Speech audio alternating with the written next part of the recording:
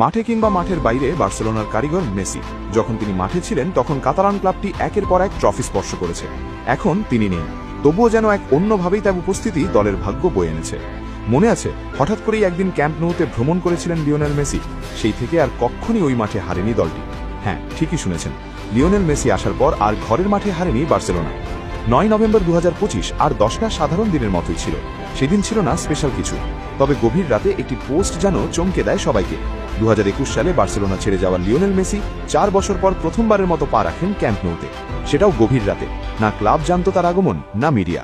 মাঠে যেমন প্রতিপক্ষকে ড্রিবল করতে পারেন, ঠিক তেমনি মিডিয়া ড্রিবল করেই গভীর রাতে রড্রিগো ডি পলকে নিয়ে চলে যান নিজের ঘরের মাঠে। তিনি যখন ঢুকতে চেয়েছিলেন, নিরাপত্তা কর্মীরা প্রথমে বাধা দেয় তাকে, কারণ মেসির তো মুখ ছিল ঢাকা। তবে যখন নিজের চেহারা দেখান, সবাই যান অবাক হয়ে। এরপর ভেতরে গিয়ে সেখানে ছবি তোলেন মেসি। স্রষ্টা যেন মেসির মাধ্যমেই ক্লাবের ভাগ্য আবার ফিরিয়ে দেন। কারণ অবিশ্বাস্য শোনালেও এটাই সত্য, মেসির আগমনের পর এখন পর্যন্ত কাতালান ক্লাবটি ক্যাম্প নৌতে 12টি ম্যাচ খেলেছে, যেখানে কোনো হার তো দূরের কথা, ড্র পর্যন্ত করেনি। 12 ম্যাচেই জয় পেয়েছে বার্সা, যার শুরু হয় অ্যাথলেটিক বিলবাওকে 4-0 গোলে হারানোর মধ্যে দিয়ে। এরপর 3-1 গোলে হারায় দেপোর্তিভো আলাভেসকে। শক্তিশালী অ্যাথলেটিক মাদ্রিদ এসে হেরে যায় 3-1 গোলে। ফ্রাঙ্কফুর্ট, ওসাসুনা সহ এরপর একে একে যারাই এসেছে সবাইকে হারিয়েছে বার্সা। কোনো ম্যাচেই হারতে হয়নি তাদেরকে। যখন লিওনেল মেসি ছিলেন তখন তিনি ছিলেন দলের সবচেয়ে বড় তারকা ও ভরসার নাম। বিপদে পড়লে যেন তিনি দলকে মাঠে উদ্ধার করতেন, জয় এনে দিতেন। এখন আর তিনি নেই, তবে তার ভাগ্য ফিরিয়ে দিয়েছে স্রষ্টা। এখনও তো সেভাবেই চলছে সবকিছু।